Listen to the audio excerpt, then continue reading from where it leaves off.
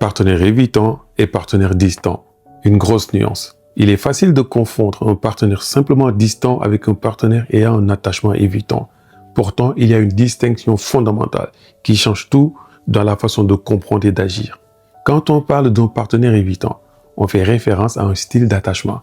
C'est un schéma émotionnel et comportemental profondément ancré qui se construit souvent très tôt dans la vie.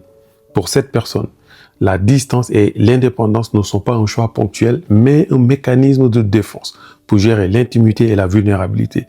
Pour un évitant, la proximité émotionnelle intense est vécue comme une menace à sa liberté ou à son autonomie. Il a du mal à exprimer ses émotions et peut les minimiser, les réprimer ou se déconnecter. Sa distance n'est pas toujours un signe de désintérêt, mais une nécessité inconsciente pour se sentir en sécurité.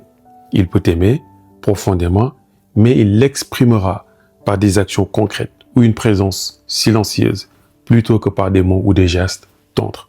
Tandis que le partenaire distant, lui, c'est un terme plus général qui décrit un comportement de retrait, qui n'est pas forcément lié à un style d'attachement. Sa distance peut être due à du stress extérieur, par exemple, problème au travail, soucis financiers, stress familial. Il est absorbé et moins disponible émotionnellement. Parfois, la distance indique simplement une perte d'intérêt ou un malaise général dans la relation qui n'est pas directement lié à la peur de l'intimité.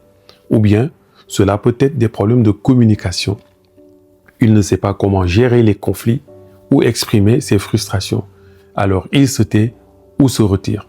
Cela peut être également des besoins temporaires. Il peut juste avoir besoin d'espace pour se ressourcer, sans que cela soit lié à une peur de l'attachement. Cependant, la nuance est capitale.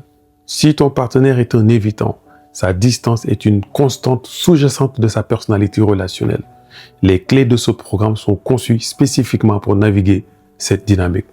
Si sa distance est due à d'autres facteurs, la stratégie ne sera pas la même.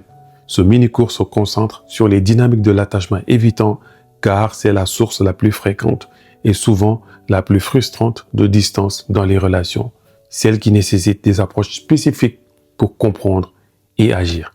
Allez, on se donne rendez-vous à la prochaine vidéo. Dans celle-ci, on va parler de la danse entre l'évitant et l'anxieux. On se donne rendez-vous là-bas.